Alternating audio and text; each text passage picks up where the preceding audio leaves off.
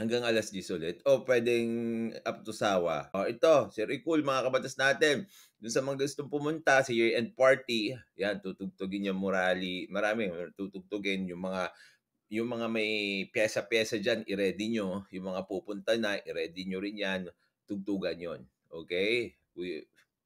Hanggang anong oras ba tayo puwedeng tumugtog dun, Recul? Hanggang 10:00 ulit?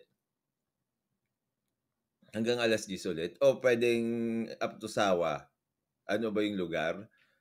Isolated ba yung lugar? Yung last kasi na year-end party mga kabatas natin, residential, eh. So, hanggang 10:00 lang yung tugtugan nun, pagkatapos nun tapos na. Oh, naku walang tulugan yan.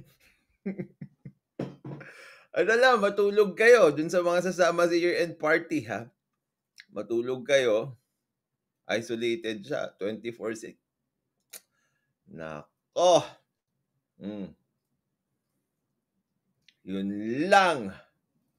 Ah, so pondo-pondo, unli tugtugan, unli kuwentuhan, 'di ba?